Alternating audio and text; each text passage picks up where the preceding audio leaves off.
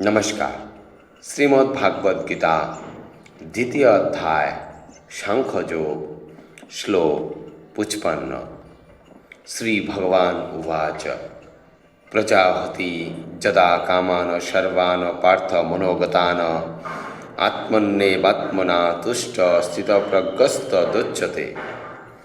श्री भगवान उवाच अर्थात परमेश्वर भगवान बोलें প্রজাপতি অর্থাৎ ত্যাগ করেন, যদা অর্থাৎ যখন, কামান অর্থাৎ কামনাসমূহ, সর্বান অর্থাৎ সর্বপ্রকার, পার্থ অর্থাৎ হে পৃথাপুত্র, মনোগতান অর্থাৎ মানসিক জল্পনা কল্পনা, আত্মনি অর্থাৎ আত্মার নির্মল অবস্থায়, এব অর্থাৎ অবশ্যই, আত্মনা অর্থাৎ বিশুদ্ধ মনের দ্বারা, তুষ্ট অর্থাৎ সন্তুষ্ট, স্থিতপ্রজ্ঞ অর্থাৎ চিন্ময় স্তরে অধিষ্ঠিত, তথা অর্থাৎ তখন, উচ্চতে অর্থাৎ বলা হয়। অনুবাদ: পরমেশ্বর ভগবান বললেন, হে পার্থ, মানুষ যখন মানসিক জল্পনা কল্পনা থেকে উদ্ভূত সমস্ত কামনা পরিত্যাগ করে এবং তার মন যখন এভাবে পবিত্র হয়ে আত্মাতেই পূর্ণ পরিতৃপ্তি লাভ করে, তখন তাকে স্থিতপ্রজ্ঞ বলা হয়। তাৎপর্য: শ্রীমদ্ ভাগবতে দৃঢ়ভাবে বলা হয়েছে, সম্পূর্ণ কৃষ্ণ ভাবনাময় মানুষ অর্থাৎ ভগবত ভক্তের মধ্যে মহৎ মুনি ঋষিদের সমস্ত গুণাবলী পরিলক্ষিত হয়, আর যারা সেই রকম চিন্ময় স্তরে স্থিত নয় তাদের মধ্যে কোনো গুণই দেখা যায় না, কারণ তারা তাদের মানসিক জল্পনা কল্পনার কাছেই কেবল আত্মসমর্পণ করে থাকে।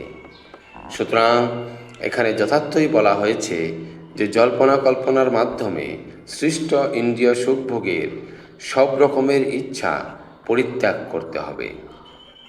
কৃত্রিমভাবে এই ধরনের বাসনাকে সংবরণ করা যায় না, কিন্তু মানুষ যখন কৃষ্ণ ভাবনায় নিজেকে নিয়োজিত করে তখন কোনো রকম বাহ্যিক প্রচেষ্টা ছাড়া আপনা থেকেই এই সমস্ত ইন্দ্রিয় সুখভোগের বাসনা প্রশমিত হয়। তাই দ্বিধাহীনভাবে ভক্তিযোগের পথ অবলম্বন করতে হবে, কেননা এই ভক্তিযোগ অচিরেই অপ্রাকৃত চেতনায় অধিষ্ঠিত হতে সাহায্য করে। উন্নত চেতনা সম্পন্ন মহাত্মা নিজেকে ভগবান শ্রীকৃষ্ণের নিত্যদাস রূপে উপলব্ধি করার ফলে নিত্যানন্দ অনুভব করেন।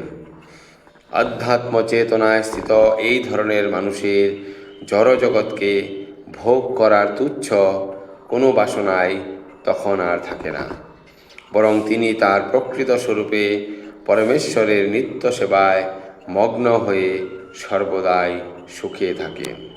ধন্যবাদ।